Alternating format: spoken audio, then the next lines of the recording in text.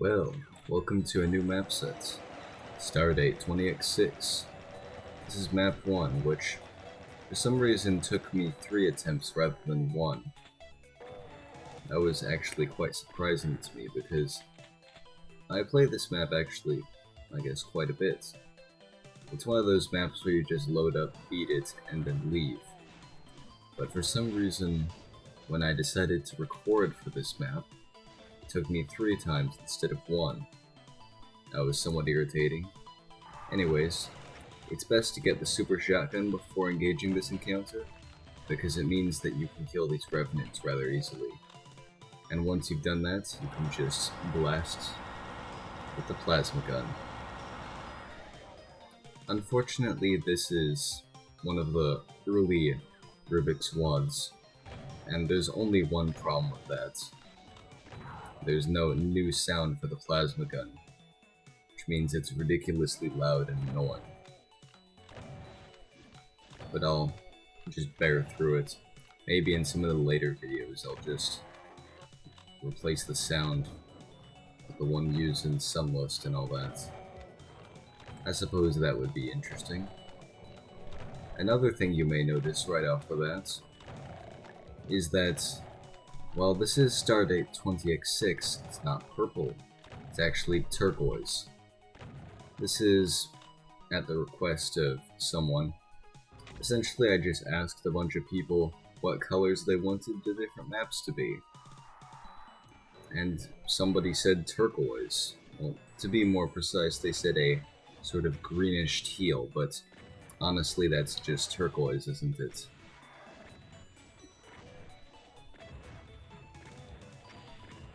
It actually works pretty well, some of these colors. You'll see what I mean in the later maps. And for the maps where people actually did request a certain color for a certain map, I'll tell you their name. Because I guess why not?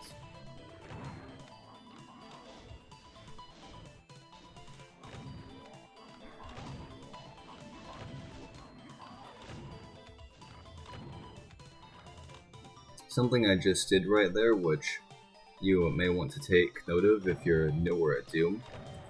If you don't want to deal with as many projectiles, just line up enemies in such a way that only one of you can, well, one of them can hit you at a time.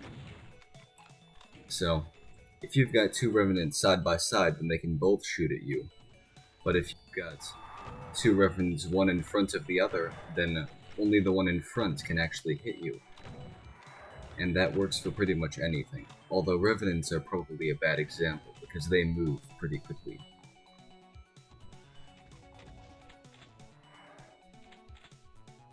Now this switch.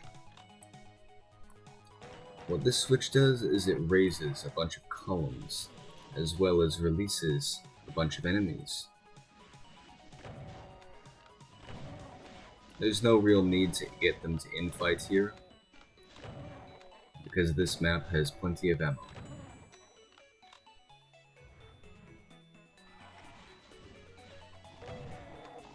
It's best to kill most if not all of the imps first.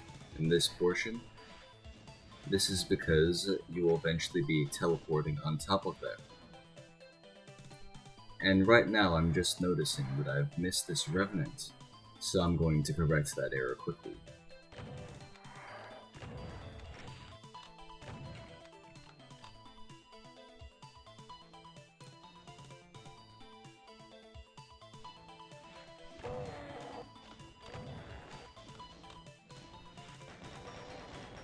Once all of my enemies are dispatched, I shall move on to the corridor section, in which I will yet again kill more enemies. Nothing in this corridor section should really trouble you except for one fight, which once again shouldn't trouble you, but it has at least the possibility of troubling you if you're unlucky.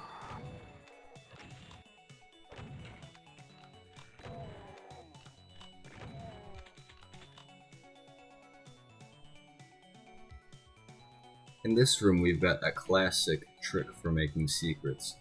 I believe it originates in Platonia Map 22, which is to put a switch on the back of a switch. Now these Revenants, if you can get them to infight with the Helmites, then that just makes everything easier.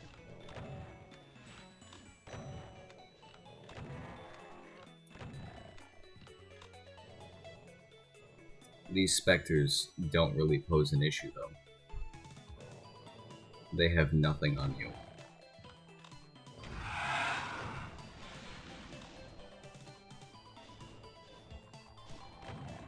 At this point I decided it was a good idea to leave. At least for now.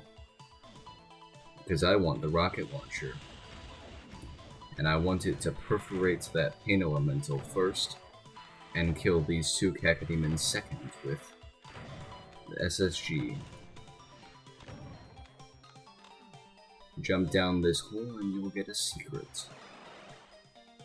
And shoot at this wall and you'll get Berserk secrets. As you could have seen a little bit, I was a bit hesitant to get the Berserk secret, but that doesn't stop me from punching down a Mancubus.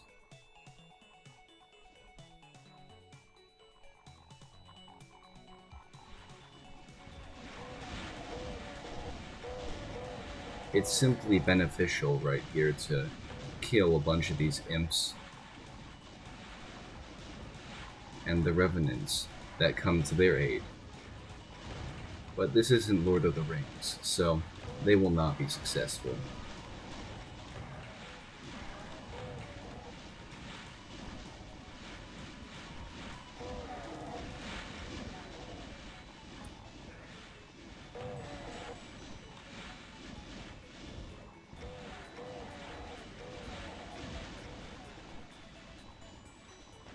Once most of them are dead, I switch to the chain gun and the super shotgun for cleanup work.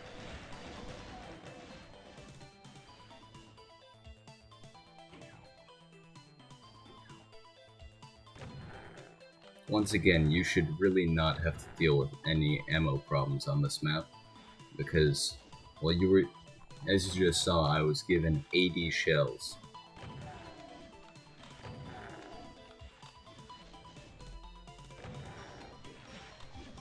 That switch allows a Cyber Demon to be brought in, so you can just make him kill all his friends in cold blood, because that's the best way to psychologically torment someone, or something.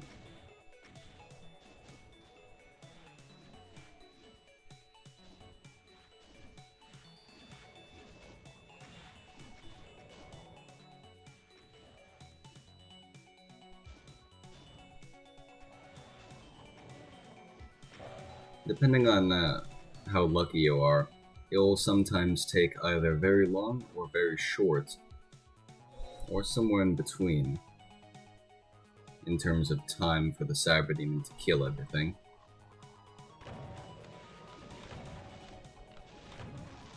But eventually it will.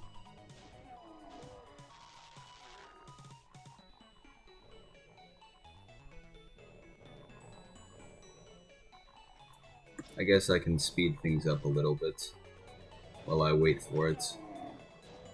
I wouldn't want to waste your time, viewers, would I?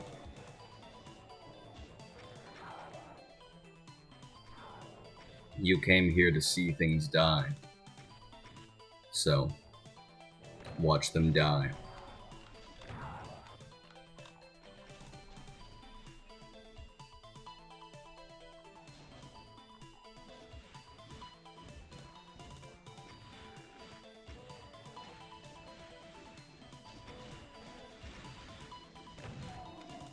I remember that in one of my failed attempts, I somehow allowed myself to get hit by a Cyber Demon rocket. Now that is the very definition of death by incompetence, I must say. It is still kind of surprising though, because it must have been a very terrible day for me playing-wise to die 3 times on this map.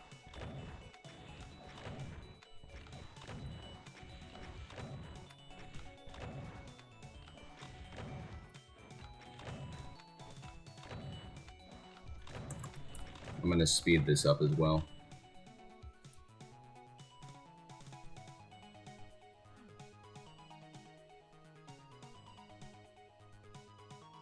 Now, the final fight. It is probably the most difficult fight in the map, but that doesn't mean that it makes any sense that I didn't die here once in my 2 deaths. I decided to hit the switch immediately because it means infighting. Infighting galore.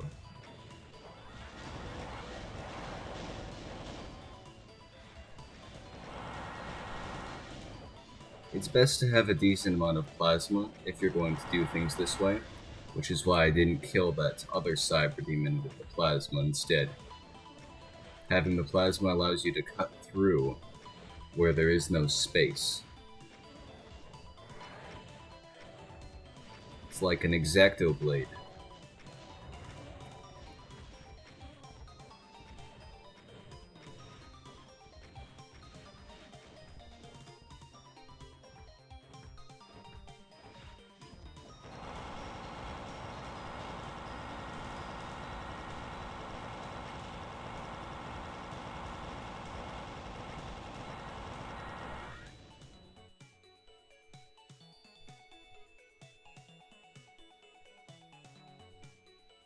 You can see me just getting lost for no particular reason. I forgot where the switch is.